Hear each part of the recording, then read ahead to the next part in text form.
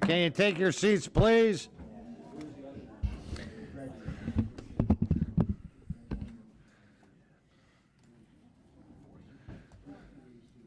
One, two, three, four, five, 6, 7, 8. Okay, we got 8. We just have a quorum. 9. We got a quorum. I'd like to bring the Monday, July 10th meeting of the Health and Human Services Committee to order. Second is Pledge of Allegiance.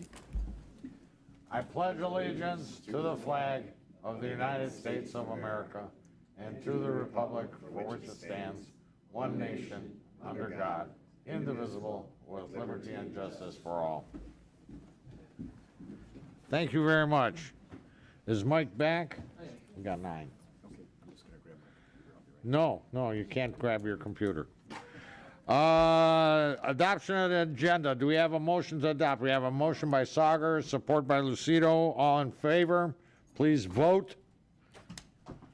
Somebody please. There we go. All right. All right, next, number 4, approval of minutes dated June 5th, 2017. Do we have a motion to approve? We have a motion by Brown, support by Romano. All in favor, please vote.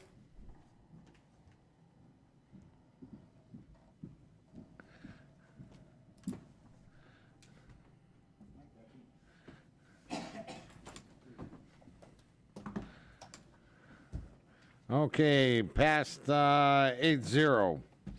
Number 5, public participation. Anybody in the audience wishing to speak? We have 5 minutes per speaker. Please address this board on a subject that is on the agenda. Going once, going twice, going thrice. Public participation is now officially closed. Number 6, presentations. A, monthly update, Martha T. Berry Medical Care Facility, Kevin Evans, Director. Good afternoon, sir. Good afternoon. Yes. Only if you want to be heard. Or understood. Heard or understood, one or the other. When in doubt, blast. All right. Well, thank you very much. I did miss last month's meeting. It's great to see you all again. I was attending the Medical Care Facility Council meeting, and there's some things that I learned that have some direct impact on us in the long term. One, the payment methodologies for the medical care facility look like they will be changing by 2022.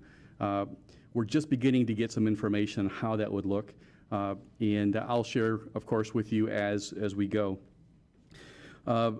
Also, they discussed the Affordable Care Act replacement program that was currently on the table, and that has some risk of about $700,000 annually to us as well if that passes as it stands. The third thing that I learned has to do with our certified public expenditure. As we had talked about before, we're going to be using a portion of those monies to help refurbish the facility. The board has recently approved about $400,000 in improvements to our what they call access control, which is our door safety and security, as well as to our 17-year-old call light system. We are looking at our video surveillance as well with some of the new rules, and we have retained an architect to help us upgrade our kitchen, which was not updated at the 2000 when they did the renovations at the front. So we do have a kitchen and dining room architect. We just signed on with them. We will be beginning some of the draft of the scope of that. I'll be updating you monthly as to what's happening with that. And of course, before we put any shovel in the ground, that would have to come to the commissioners for final approval before we make any changes to the county's building. But I just want to let you know that we are in that process right now. All right, thank you very much, Kevin. We need a motion to receive and file. We have a motion by Myjack, support by Toko. Any comments or questions? I look forward to the updates as we move along. Yeah. Yes, sir. Chairman Smith. Thank you, Mr. Chair. Kevin, you spoke a little bit about the kitchen renovation thing, and we've had some conversations in the past about looking into, with the whole Meals on Wheels and different things. And I'm just wondering if you've had a chance to get together with anybody about this, if there's a process going on where you're seeing if, I know you had more room in your kitchen to expand to increase your capacity if it were to work out for the better of maybe a Meals on Wheels program to maybe be able to supply them. Where are we at with that, or have you had a chance to talk to anybody yet? I have, yes. I've actually spoken with our kitchen manager and looked at some costing of that. I also talked with Plant Moran as to how it would impact us. As you know, if we use our facility for anything other than direct care for our residents, that square footage has to be disallowed. So we have to make sure that in the long run, it is a sustainable model for us to be able to assist. And we hope to be able to assist with the Meals on Wheels as, moving forward. In speaking with Plant Moran, what we found out was if we actually started it right now, it would not be a good thing for us financially, but I do believe it's a good thing to do if we can afford to sustain it, because as the new reimbursement models come, it'll be beneficial for us to have even a small revenue stream that is in addition to what we're doing right now. So we're looking at those numbers. I'm actually meeting with Plant Moran again to talk about some more of those numbers right now. The biggest challenge that we have to that is our legacy costs. As Plant Moran explained it to me, we have a large dollar amount in per day cost that is related to our OPEB and our pensions that finally stopped in 2016. So how do we make sure that we can still honor our obligations to those that have worked for decades in the past, as well as those that currently have those, and still be able to sustain assisting the county with the Meals on Wheels? That's what we're going to be looking at. So it's a little more complicated than this is our food cost, and this is what we can do it for. Okay. Happy to hear you're looking into it. Thank you. You're welcome. Thank you very much. Commissioner Brown. Thank you. There was no attachment, no written report on the agendas you normally give us. Is there a reason why you didn't submit anything written to the board? Yes, because I didn't do it. Okay. I do apologize for that, Commissioner. We have had a singular focus in the last couple of months. It's a bit of good news, bad news. End of May, I'm pleased to say that our facility reached a 3-star rating with the Centers for Medicare and Medicaid Services, which was pretty exciting to us. However, the day after that, we received our annual survey, and we did not perform well. We had several, actually a total of 20 citations, most of which were low-level citations of individual people just doing things the old way. But we don't know how that will impact us. Pleased to say that we're headed in the right direction, though. It was exciting to see that we reached a 3-star a full quarter before I expected to be able to do that. And that has a lot to do with the team's effort. But the reason that I did not come with a presentation that was on the screen is my singular focus has been on getting us back into compliance.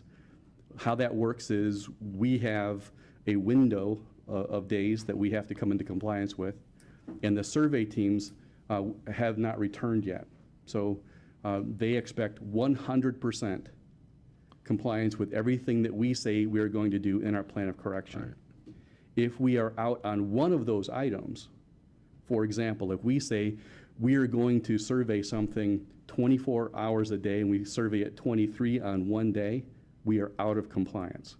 So that requires a focus that is remarkable. Even so, we still must maintain our day-to-day activities. And we can't just say it's our plan of correction only.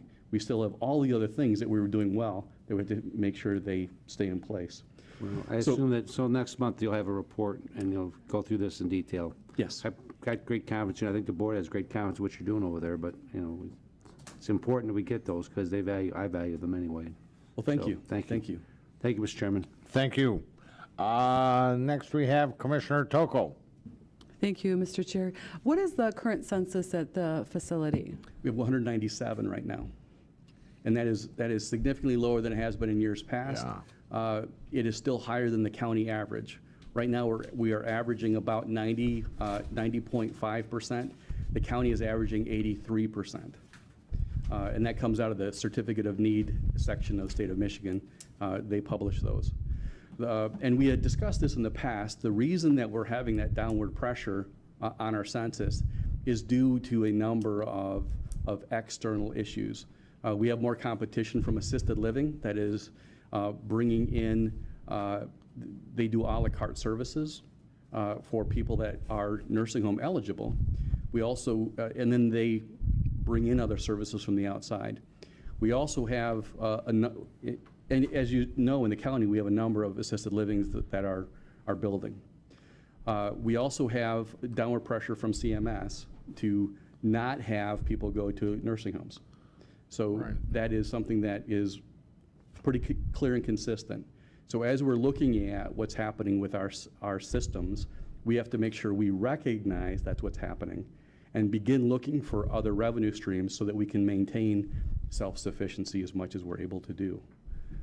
Right now, we are managing the census, which is keeping our costs in line. We are very close to our budget. The only thing that put us on the negative side of our budget was some write-offs we had from 2010 to 2014. We're going to have some more of those old debt that was not reconciled. We're going to keep fixing that because it just makes sense that we understand where our money is. But we're in pretty good shape on financially right now. What's the capacity? 217. 217? Yes. And how long have you been at this level? We fluctuated on that all year long. The 90.5% is our year-to-date census. We were at 92% last year. The year before that, we were at 93.5 plus. Okay. I recently visited the adult daycare at the Reculum building. Mm-hmm. I was not aware that that department had been shifted over to under your umbrella.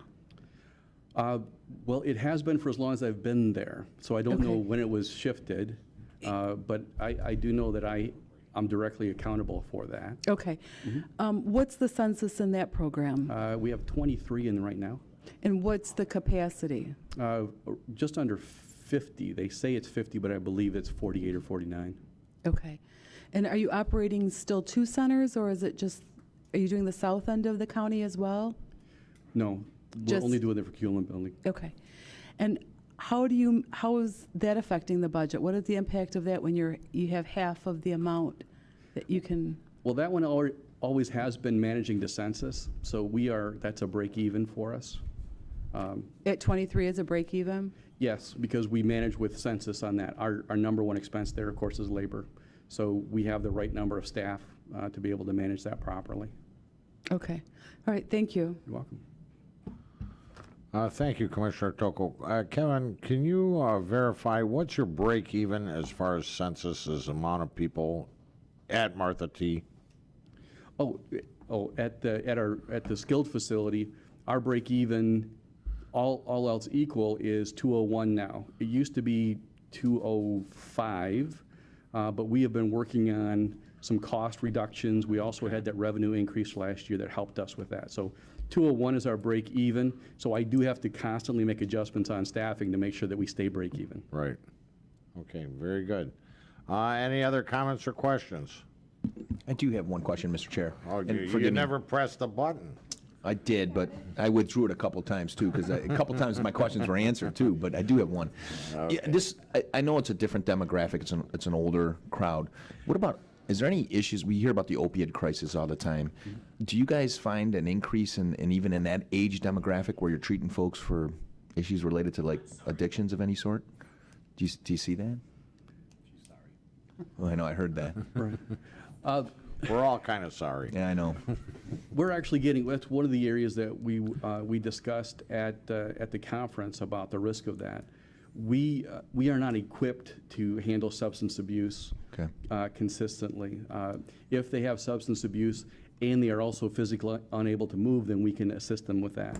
But the one thing that we cannot is aggressive exit-seeking behavior and and the challenges that come from somebody that is opiate dependent. They can be aggressive, they can be very tricky, and our staff is trained to give people choices, and that's something that you don't want to give somebody in a substance abuse program. So we just don't accept them. Oh, that's fine. I just wanted to know. Thank you, Mr. Chair. Thank you. Any other comments or questions? Hearing and seeing none, we have a motion and support to receive and file. Vote, please. Kevin, thank you very, very much. Thank you, Mr. Chair. Thank you. Well done. Commissioners.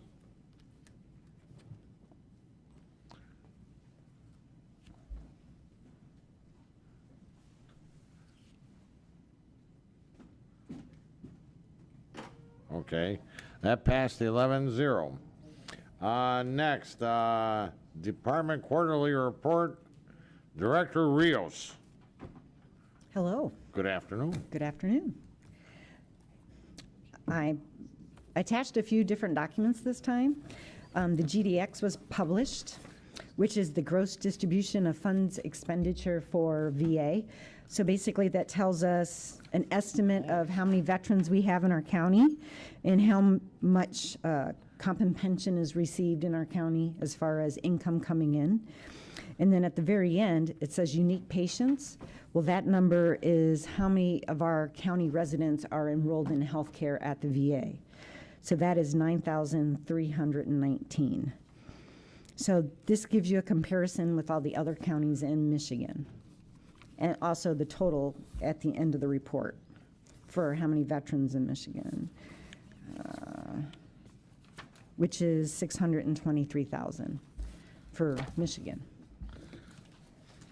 So that's some data that you can use. Yes, it is.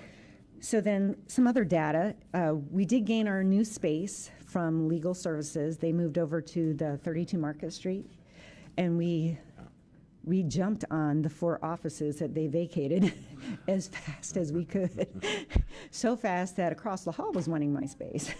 So senior Services was wanting it, and let's see, who else was wanting it? Unemployment from Department of State. Unemployment wanted it. I'm like, yeah, get in line. So we are now, we already have it carpeted and painted. We found out as we were moving some people in there that we have no IT. So IT is going to take probably 2 or 3 months because it was a civilian company. Legal Aid Defenders was a Yeah. civilian company. They had their own IT system. So they weren't connected to our hub. So now I'm just waiting for IT to come and figure out how long it's going to take to get us all networked in there. So we did do our hiring back in April, and I've offered jobs to 2 veterans, and they both turned them down. So we waited 6 weeks, and one guy, we offered it to him. He was coming from Grayling. He was already accredited service officer, and the day before he was to show, he decided, nah, I don't want to come. So then we did more interviews about 3 weeks ago. We offered it to someone last week, and he took another job as he was waiting to hear from us. So we had 2 good folks kind of run through our hands because of our delay. So we're back. We just posted on Friday, so now our opening for service officer is posted again for 10 days. Our clerk position was filled real quick. Very good. Okay. So. We need a motion to receive and file. We have a motion by Leonetti, support.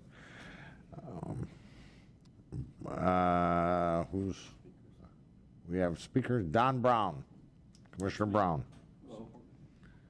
You're still there. Lucido. Hello, Probably not. look at the data you provided on a lot of good information. Are we looking at the GDX or Yeah, a quarterly the sheet? Well, your quarterly report, Okay. and both actually, but the quarterly report first. Are there any duplicate counts in any of these numbers? I'm always curious about, when we do evaluations, how much work someone's doing. Sometimes they count the same person twice.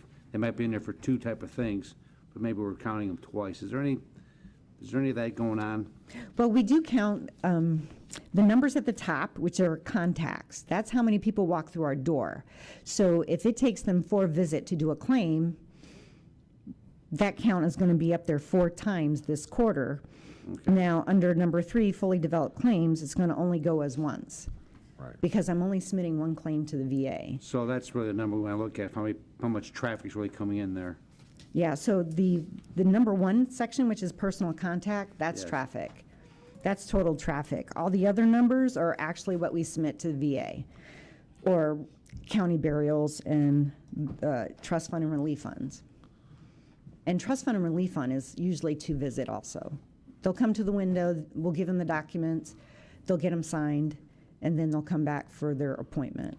So usually that's a 2-person visit, or 2-visit trip, but we're only counting them once when it comes down to number 9 and 10, how many people Okay. actually got, had appointments. Right. Okay.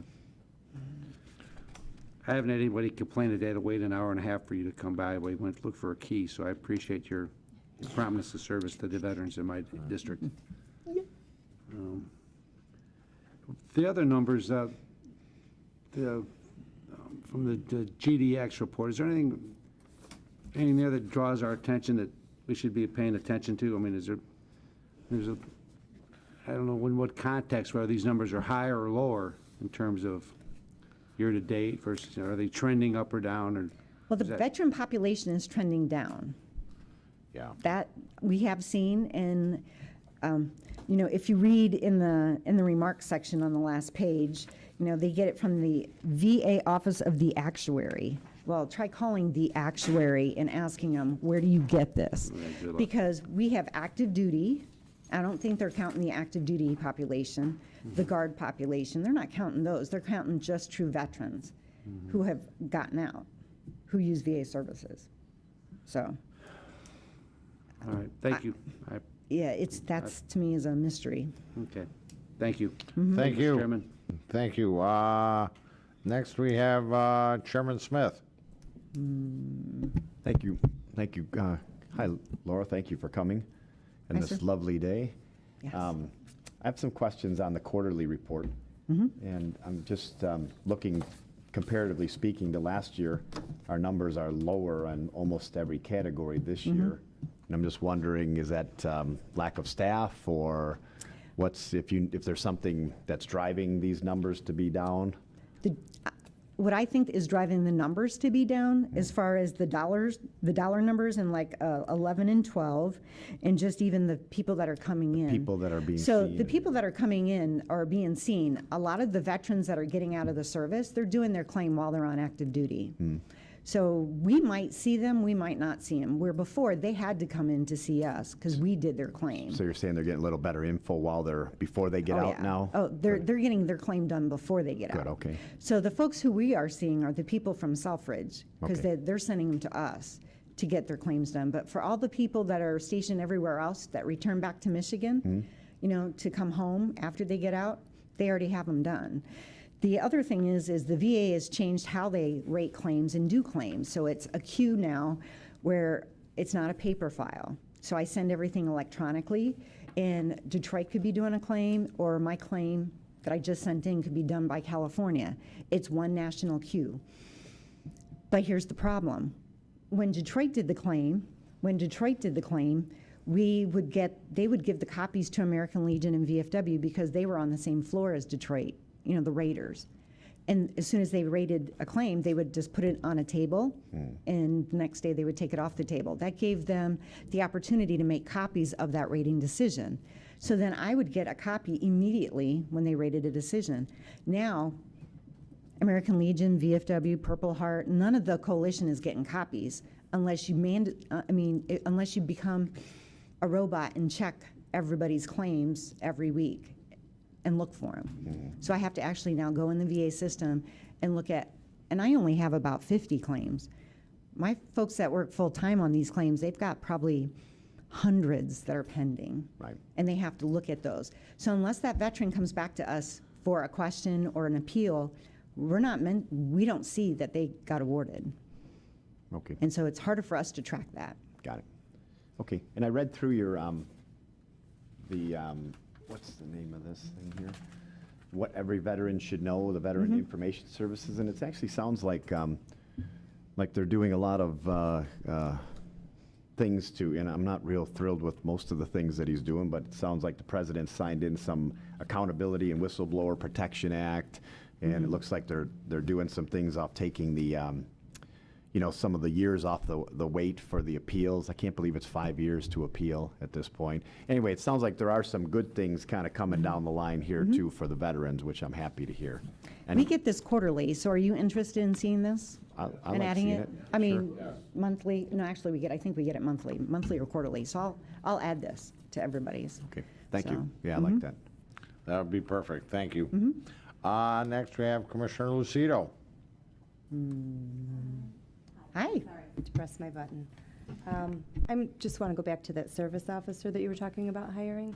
I appreciate that you were talking about hiring a veteran. I'm wondering, I know you said part of it was the delay, but did it have anything to do with maybe what we were offering as far as salary or Oh, benefits? yes. It did. Yes, our Okay. salary is 10,000 less than everybody else's. In other counties? Oakland County gets 10,000 more, even St. Clair County gets 10,000 more. Actually, their service officers get what I get paid. So it's very hard to compare to that. Okay. Yeah. That's interesting. Okay, thank you. So, and I tell everybody when they get interviewed, or, hey, we're in a pay study, I'm hoping for the best. But, Right. that's all we can do. Well, So for the that's best. something we need to And think about. and I tell everybody also, you don't do this job for the money, you do this job because you have a calling. And if you don't have that calling, then this isn't the job for you, because you got to have the calling to help others. So, It's true.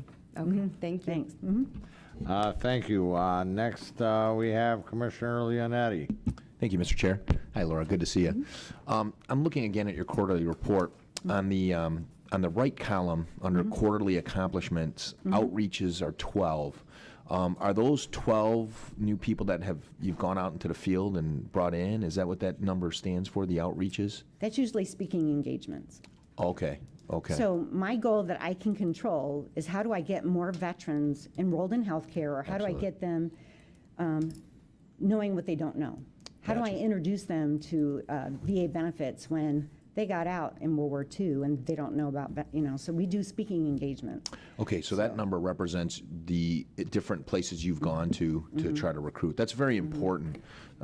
As I indicated before on the campaign trail, I found a lot of veterans that were clueless. And I'm like, look, there's a service here. Contact the service and they'll be able to help you out. The other question I have, and I think you may have already explained it when you asked or answered Chairman Smith's questions, on your key issues, you indicate not receiving decision letters. Is that whole computer software thing you were Yes. talking about, Yes. where you got to go, okay, I got you. I understood your... So we're not receiving decision letters in a timely fashion. So when, I got a call from somebody that even worked in my office as a work study. That's basically the VA paid for him while he was going through college. And he won his appeal, and it went back to 2008. And he got over $200,000. But I would never have found out unless he called me. Okay. But that's good numbers to put, because that's more money back in our economy. Sure. No question about that. What is there any on these key issues? I mean, I get the Wi-Fi and all that. That's something the county can help you out. You get your IT department over there, and we can get you on Wi-Fi. What about this not receiving decision letters? I mean, is there anything that can be done about that? Internally, we're trying to, what I've done is I've taken one day from every one of our counselors, from having appointments to basically answering phones, catching up, and basically checking statuses of Follow claims. up, yeah. So it's taking one day away from appointments, so that's less appointments, but that's one day that they can spend checking the status of all those claims. Yeah. And unfortunately, it takes a whole day. Sure. It's an important data for us to have, you know what I mean, when we make a decision to see how well those things are going. So, okay, good to see you. Thank you. Thanks. Thank you, Mr. Chair. Thank you. Next, we have Commissioner Romano. Thank you, Mr. Chair. Hi, Ms. Rios. Your statement about you have to have a calling, that's nice to have a calling if you're not concerned about the pay, but you can't tell that to your creditors. I have a calling, so that's why I'm not going to pay you. It'd be nice if we could pay them so they wouldn't have to have the calling. On your quarterly report, just to, I guess for my own information, maybe for some of the other commissioners, the county burial allowance equates to like $300 per veterans. Now, how many veterans are passing away that maybe, or better yet, how is the county notified? The funeral directors, or how do you somebody passes away and, I sent them a letter well, fine, but how do you know they're veterans? because it's on their death certificate, And you get copies of their death certificate? every single one of them, from the Oh. clerk's office. And it says on the death certificate that they're veterans. I it learned does. something new today. The other thing is the marker reimbursement. Am I reading here that we also allow $100 towards the marker, And if they don't want the marker, do we? Well, not everybody's buried in a local cemetery. So Okay. if they're buried in Great Lakes National Cemetery, there's no cost to them, and there's no reimbursement for the marker. Right. They can still get $300 towards the funeral because there is still funeral cost. There's Right. just not plot expenses.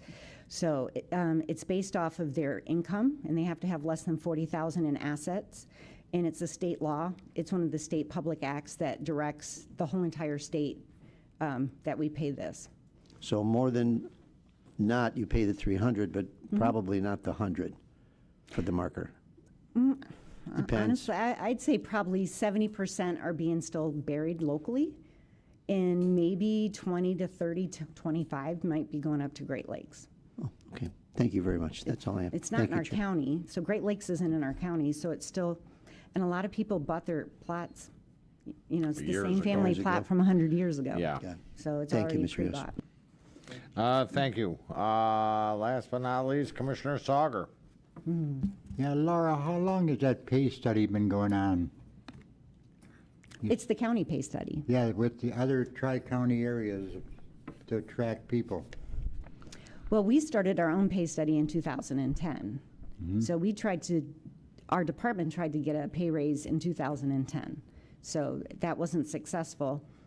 It just sat pretty much dormant. And then when I became the director in 2013, we relooked at it, but then the county was already looking at a pay study for the whole county. So that's on the side burners. And how far are we in matching with the other counties? I'd say about 10,000 off. That's quite a bit. But you're not the only department, let me tell you. Well, yeah. You can just stand in line with the rest who are underpaid, but I'm glad you came forth to let us know why it's tough to getting people to work for you. Well, I was also talking to someone on Friday in the local area, and I ran into him, and he had his VA ID badge, and I'm like, so where do you work at the VA? I'd like to know. Do you rate claims? Because that would be really no. Let's become friends real fast. So he does work at the VA regional office in HR. And I said, well, I'm going to have an opening. Would you like to drive 3 miles to work instead of 20 or 30? Pay for parking, because they have to pay for parking down there, and they have to pay city taxes. So it's something to look at when you go to work. 3 miles is very convenient versus 30 miles and Detroit city taxes and $200 a month for parking. So I said, please apply. Okay, We'd like to see him. thank you very much. I'm hoping. I'm working my magic. There you go. Last on the list that I've got here is Commissioner Drollet. Thank you, Mr. Chairman. Thank you for being here in your presentation. Haven't we had a couple of millages that have passed to support Veterans Administration and Veterans Services the last number of years? And has none of that money gone toward salary increases in any way?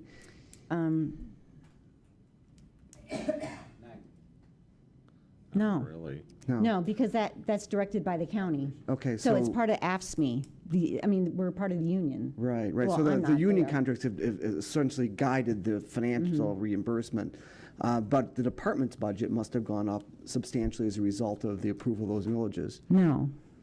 So, So- well, what was the So- benefit of approving the millages if no more money came? Okay, so this latest millage that was approved last year doesn't go in effect until next year. Right, It's but- levied in December, so we can't ask for a raise until I get the money. No, that makes sense. I guess I must be thinking, I know there was another millage that passed, 4 years ago. yeah, that must have substantially increased the, It didn't. It was a Continuation. continuation. It didn't increase the millage. It was just a revote. Yeah, so Point it of was a information, Mr. 0.04. Chairman. Commissioner Brown. Yeah. At one time, the county funded the Veterans Department out of our general fund. right. So in order to take pressure off the county budget, some people said, well, let's get a county millage to support veterans. That would relieve pressure off the county's general fund and transfer it to the taxpayers and let them, pick up the tab. So it was essentially a wash in terms of budget, in terms of money going there. They didn't- Okay, so the millage didn't end up providing more resources to Well, I veterans. wouldn't say it just- that. I wouldn't say that. The but- original millage did not. Yes, it- Original yes, it millage did. matched. The original millage No, was in if- 2008. That's right. Okay, so I wasn't here in 2008. I came on because of the millage. It got, it allowed our There were, office to hire there were 3 additional people. serve, there was more money that came into the department, and they did hire a Yes. couple extra staff to help get out there, so there was value to that, and, you know, but it just bears reminding where the origin started. Thank Okay. you, I'm beyond my time as point of information, so. Thank you, Commissioner Thank you, Al. Brown. It's one who respects the rules of the board. Quorum. Fair enough. Commissioner Drollet. Thank you. I appreciate that background information. Thank you. Any other comments or questions? We have a motion and support to receive and file. Please vote. Laura, thank you very much. Well done. Thank you, sir. Thank you, everyone. Thanks. That's why I sit across from Kathy Cole, because she used to turn around and hit me all the time. Well, she can probably still throw something at you. She might well live. Next on the hit parade, if you will, Area Agency on Aging, 1B Annual Implementation Plan. We have Jim McGuire with us this afternoon, Interim CEO. Good afternoon, Jim. Good afternoon, and I'm here with Sandra Hahn, who is also a member of the area, your representative, representing older adults in Macomb County on the Area Agency on Aging Board as well. I'd like to make a few comments, speak to the resolution, the next thing on the agenda in terms of county approval of the area annual implementation plan for 2018. Right. The agency is, all area agencies in the state are mandated to produce a plan to show how we allocate the state and federal dollars and what services are allocated for, and also to, once it's approved by the agency, submit them out to county boards of commissioners for your review and input and approval as well. So that's the process for where we're at. A few comments about the senior population and what this plan is intended to address. It's about a $23 million plan of state and federal funds. It represents almost 50% of the Area Agency on Aging's program budget. And together, we serve through our information and access for counseling about 18,000 seniors, and then for the hardcore services or the community services and in-home services, another 18,000 residents are served. To Commissioner Brown's point, that is a duplicated count. We don't have the capacity because there are different systems to come up with an absolute unduplicated count. But my guess is we probably reach about between 12 and 14% of the county's senior population, and we define the senior population as age 60 and over. Most of the services are provided through our subcontractors. For example, the Meals on Wheels program, our largest program, is subcontracted to the county. They served about 400,000 Meals on Wheels in this past year. One of our most important programs is the My Choice Medicaid waiver, where we use Medicaid nursing home dollars to serve people who qualify for Medicaid and qualify for nursing home level of care, but to serve them in their homes and not have to force them to go to a nursing home. As Kevin mentioned earlier, these got some competition. We're proud to say we're part of that competition, and when people can work with assistance at home, we try to provide them that option whenever possible. And we served 240 Macomb County residents who could be in nursing homes, but we're helping them stay at home.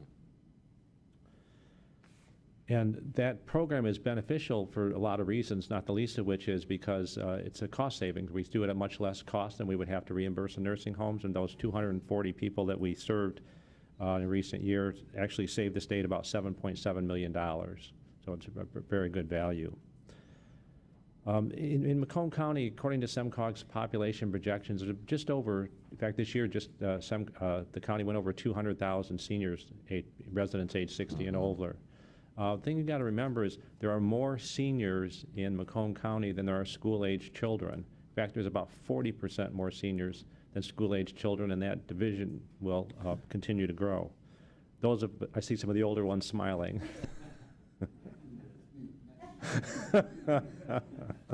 Let's not And the get young carried ones, away the children here. not believing it. Yeah. And then, the other factor is people turning 60. SEMCOG projects that about 5,900 59-year-olds Macomb County residents will turn 60 this year. That's a rate of about 16 new seniors every day in Macomb County, which accounts for that bulge in the baby boom population. And a few comments about the plan. The key is it's a maintenance of effort plan. We've got a mix of 23 different services that we fund, and we've gone through the process of public hearings and public input, and we're going to keep with that. Actually, we're going to reduce it by one. We were eliminating one service called Vision Assistance, which was designed to help newly blinded older adults to adjust to that. It's a service we funded, but it's been very little used. In fact, last year, we put just $1,000 in our budget so that if we had somebody that needed it, we could purchase under an agreement. Nobody even asked for that assistance last year, so we just removed it from the plan and reallocate those dollars to some of the other community services. Aside from that, the other two emphases on prevention programs, health prevention programs that help people manage with conditions like diabetes, fall prevention, and so forth. It's got a lot of federal funding targeted to that and some grant funding, so that's an area of emphasis and growth in terms of prevention. The other thing is we're solidifying what has been a demonstration program, what we call our community living program, which is the program where we provide to physically frail older adults who have activity of daily living limitations but need that help to stay in their home. We provide respite for family caregivers. We provide services like housekeeping and personal care, helping with bathing, dressing, meal preparation, and stuff in the home. It was a demonstration program because to run the program, you have to have a care manager work with the family or the individual to do the assessment, set up a care plan, order the services from the vendors that we contract with to provide those services and manage those changes. We moved from a direct care management model to a telephonic care model. We did that because a lot of these folks who are receiving between 3 and 10 hours of help a week are able to manage their workers coming and going and are pretty capable. For those that it's the vast majority of individuals. So they don't need that frequent in-the-home relationship with us. And what it's done, under the old model for care management in the home, we could serve a caseload of about 50 people per care manager. Under the telephonic model, we can serve 150 with one care manager.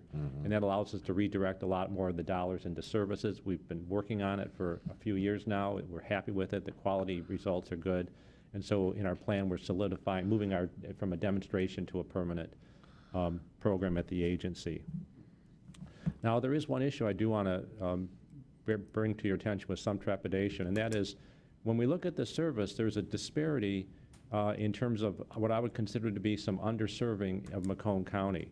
So, for example, Macomb County has just about 29% of our 6-county region senior population. Yet when I looked at the percentage of the participants in that community living program recently, we only had just over 23% of the participants from Macomb County. So as you can see from that gap, we think that we're underserving in Macomb County. I want to tell you that we intend to address that and correct that gap. We've talked with Macomb County Community Action officials, Macomb Family Services issues to make sure that they know how to make appropriate referrals to the program. And we've talked to the state officials about options for correcting that. Currently, the program is closed to new enrollments. It has been since mid-May. We closed it because we were spending a little bit ahead of what we projected the utilization would be to carry our caseload, so we're probably closing it for another few months till we get spending in line, and then we'll open it up. But when we do open it up, our intention is to open up just to Macomb County residents. Actually, there's some underspending in St. Clair County as well, so the opening may be just for Macomb and St. Clair County residents temporarily. Very good.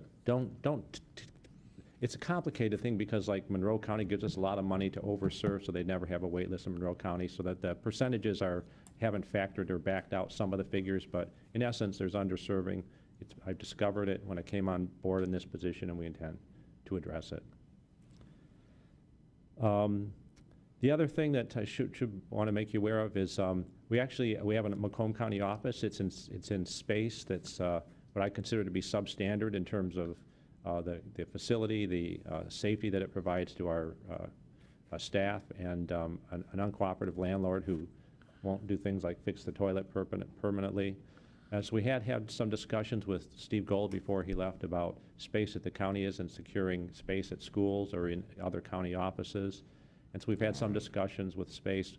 I listened to the previous speaker, and we've actually looked at that building, but now the spot they had for us, somebody else has asked for it, so we'll get obviously be the end of the line if we're in no crises, but we do have conversations going on with your department staff about if there's an opportunity that makes sense financially and so forth, it might be an opportunity for us to relocate our office and have a better working environment for the staff that we have in the county. Very good. And I would like to invite Sandy Hahn to make a comment. Yes, please. Thanks, Jim. Like I say, I'm the older adult representative. I've been doing this since I retired from the county. I worked for the county for almost 20 years, and I was supervisor of the resource advocates. So that experience from that side, receiving the money from Area Agency on Aging, the experience I got with the county and also with my counseling license has really helped me to work on the board and work with Area Agency on Aging. Thank you. I'm happy to answer any questions you have. Yeah. Very good. Let's start at the, do we have a motion to receive and file? We have a motion by Romano, support by Sauger. Commissioner Drollet, questions? Thank you, Mr. Chair, and thanks both of you for being here today. You had mentioned that Monroe County does some sort of overpaying in order to make sure they don't have a wait list. Do we have a wait list in Macomb County for these services? Yes, for the community living program. I'm sorry I don't have don't quote me on the number, but I think it's in the 400-person range for the in-home services. So do you know if we had the resources to assist those folks, would that bring us up to the level equivalent of our the percent of our population that's being served, or would we be not underserved at that point? I'd have to look at the numbers. It's the wait list is complicated because there are people, we don't prevent anybody from going on the wait list. So there are some people who can certainly afford to pay for services themselves and probably should. Because we have a wait list, we have actually 5 levels of need on that. Someone who has, I don't want to get into, I don't think you want me to get into the definition, but we rate people on needs. So higher income, have a lower level of need, lowest income would receive a priority, as an example, and there are 5 criteria like that. So it's a complicated system that we have because of demand, and we try to serve the most needy. Okay, I guess I'm trying to understand if we're underserved in the sense that we have people waiting who can't get services, who need the services and would qualify for the services, or if our county is underserved because fewer seniors have as many needs, that we may have a more robust support structure within other elements of the community or something like that, where there's just not as many people applying or who feel like they need some of those services. It's not that they're not applying. We do have a reasonable percentage of Macomb County residents on the wait list. And I think maybe the answer to the earlier question is we think close to 50 people, if we added 50 Macomb County residents, that would get us pretty close to what should be equitable in terms of a distribution. I see. And in some counties, like in Livingston County, they give us additional general funds to overserve their county. Monroe County, they have a countywide senior citizen millage, and they give us enough money, about $300,000, so that there's never a wait list in Monroe County. So those are some of the variances of that program. Okay, thank you. All right, thank you very much. Commissioner Leonetti. Thank you, Mr. Chair. Looking under your highlights section of the report, and you did discuss it in your presentation, the Community Living Program Supports Coordination. Now, you have to apply for that, right? Is that, according to the report, it says here you're going to request approval for a new regional service definition titled CLP. Yes. The yes, telephonic thing. Because, yeah, we had a definition that was a temporary pilot demonstration. Everything that we do has to get approved by the State Office on Aging. So in our plan, we propose moving that from a demonstration to a permanent service definition. Do you anticipate any obstacles with that in getting the approval? Actually, yes and no. We asked the state, they had some questions about that, and because it's a real different model, and they actually told us take it out of our plan for this year because they want to pull together a statewide work group and look at a lot of other issues related to this model and some other models that other AAAs are doing around the state. It's kind of like we've all evolved and got a little more sophisticated. The original state service definition has never been updated to keep pace. So they said, we don't put it in your plan. Let's come up with a good state service definition that meets yours and others' needs, and then we'll move forward with it. And I'm sorry they did this after, they told us this after we'd already submitted it to you. Okay. But I don't anticipate a problem because we're all working on the same page, and Okay. they really appreciate the efficiency of this model. Yeah, I was going to say, in your presentation, you said, one worker can work on 150 cases as opposed to, 50, I think, or whatever. So despite whatever the state is redefining it to be, you anticipate that program, that model, whatever it may be, will be in effect next year. Is that correct? Yes. Okay. We're an advocacy organization, so if anything hurts that, we will maybe ask you to help us speak out. Thank you. Thank you, Mr. Chair. Thank you. Any other comments or questions? Seeing and hearing none, we have a motion and support to receive and file. Please vote.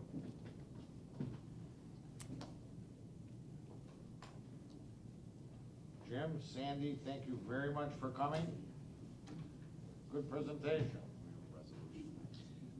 Next, we have a resolution, Area Agency on Aging Annual Implementation Plan. We have a motion and support. We have a motion by Sauger, support by Lucido. Thank you.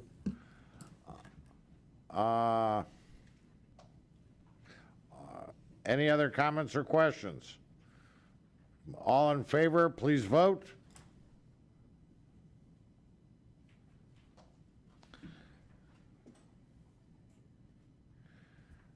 Okay, next on the department recommendations, budget amendment, Health Department fiscal grant fund increase. Give us a brief overview on this, please.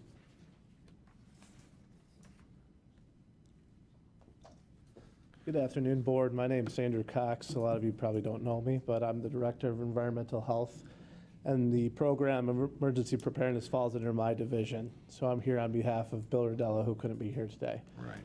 This funding, hopefully that you'll pass, and what we're recommending, hopefully that you'll agree upon, is some additional funding. It's not additional, it's a renewal of funding for a 3-month period to continue this very important program in the health department. This program supports 4 full-time staff. It helps us to make sure that our county is resilient in the world of emergency preparedness for public health. And so we're here today to ask you to approve this funding for us. Okay. What's that? Phil's still at the 70th. He's still partying. No, he's got to leave for another conference. in He's Pittsburgh, got a so. couple of things going on today. Chair's looking for a motion to forward this to finance. We have a motion by Romano. Do we have support? By Drollet. Any other comments or questions? Seeing and hearing none, please vote. Thank you very much. Number 9, correspondence, CMH letter to the Michigan House of Representatives. Motion to receive and file. We have by Leonetti. Support by Kraft. All in favor, please vote.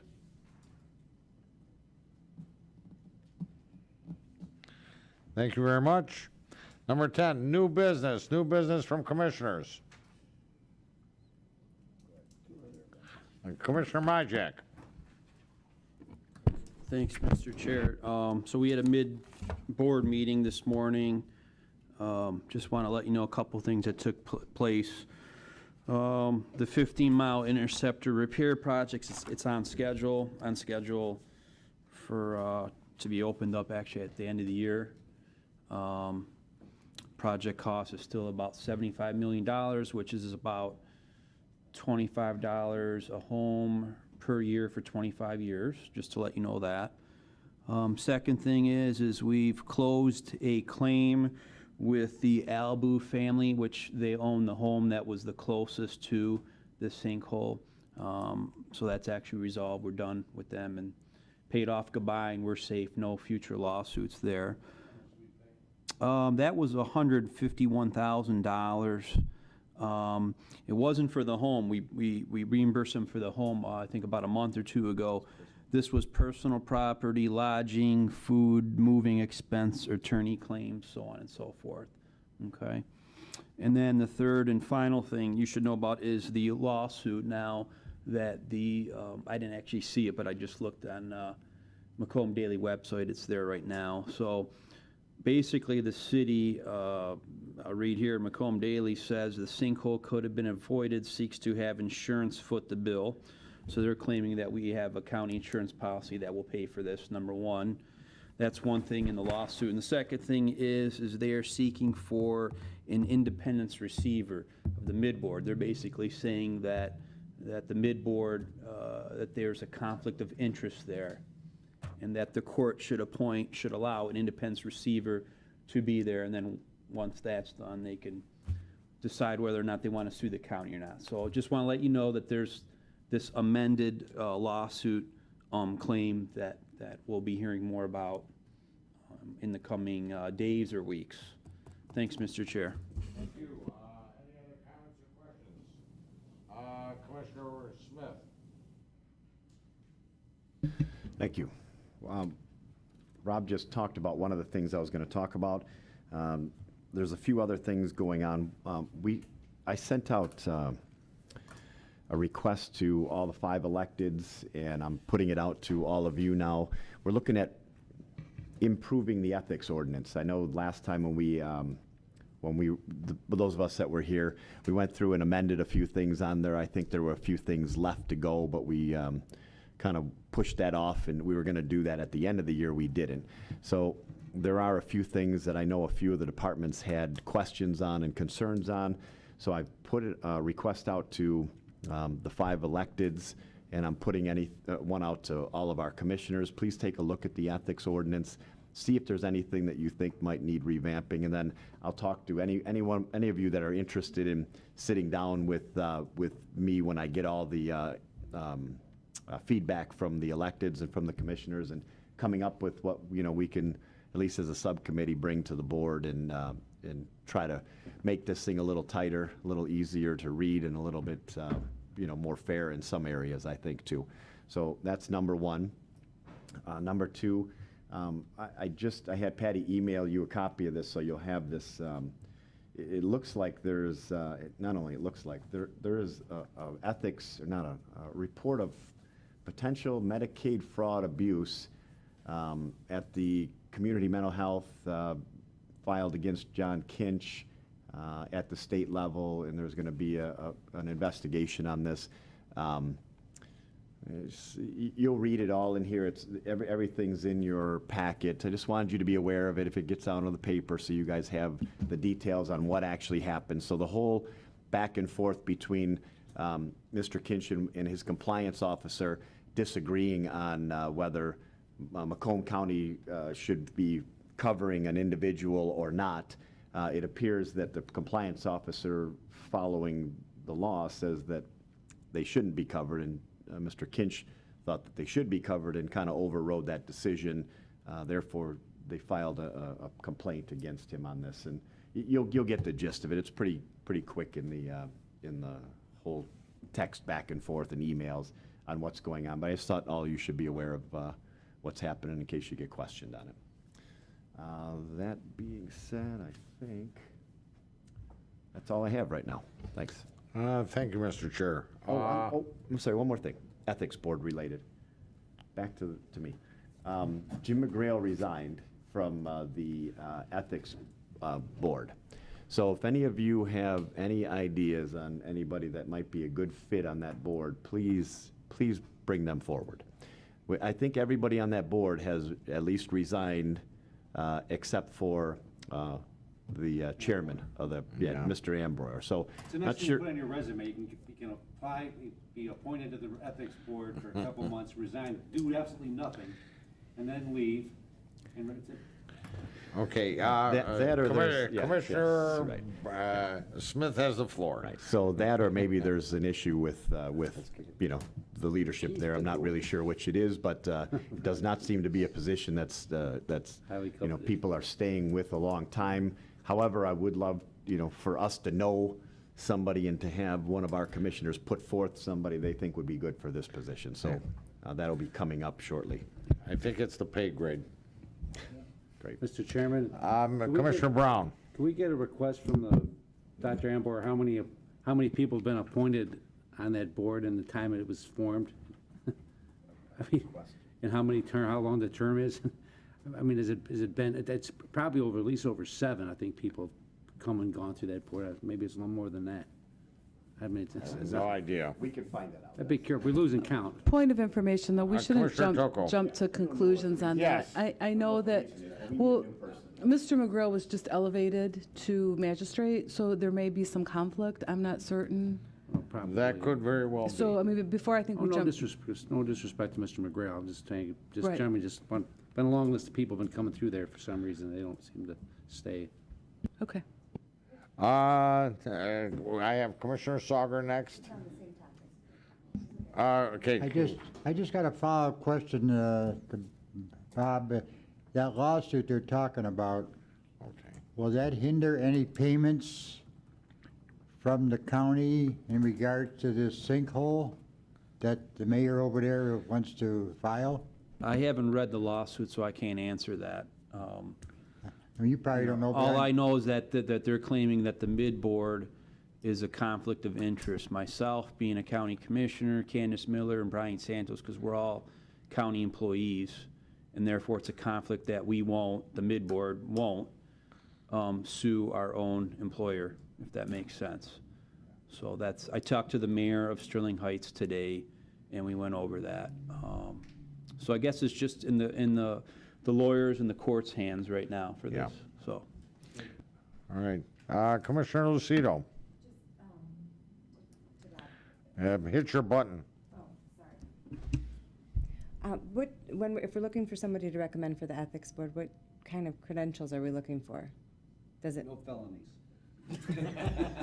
That would be good. I mean, is there specific? I'll give you. Okay. I don't think there's anything real specific in there. They don't have to have like a certain person from this industry or that industry or anything like that on there. It's different from a lot of commissions, so I think, if we can find someone. I say we put our IT professional on there. Okay. Put Leon on it. Any other comments or questions on new business? Yes. Look at your board here. Did I sign in or didn't I? Yes, you did. Commissioner Romano. Just barely. Just barely. He snuck in. I want to piggyback Mr. Majek's comments regarding the sinkhole or stinkhole, whatever way you want to call it. I had some conversation with City Manager Mr. Vanderpool this morning prior to going to the Drain Board meeting.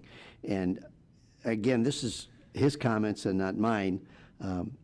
I guess when I originally called him, my question to him was, isn't there some way we can sit down, eliminate the attorneys, eliminate the litigation? Somebody's going to get paid. The only thing people getting paid here, I say, are the attorneys, with all due respect to the attorneys here.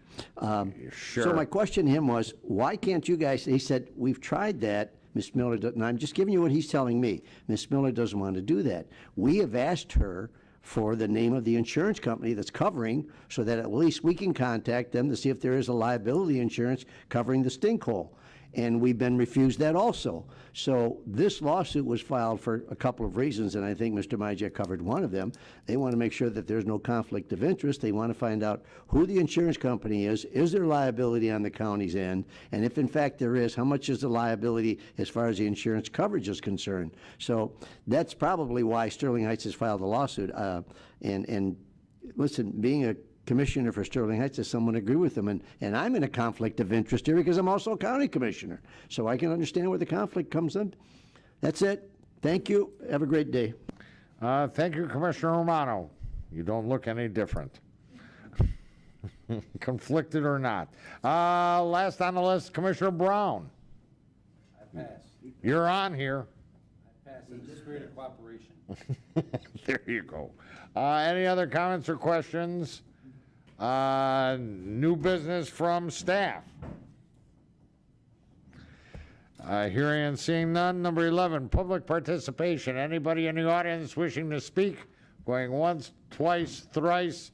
Public participation is closed. Motion to adjourn by Lucido, support by Drillette. Please vote. And thank you for your attendance and the vigorous debate. And participate. Well, some participate.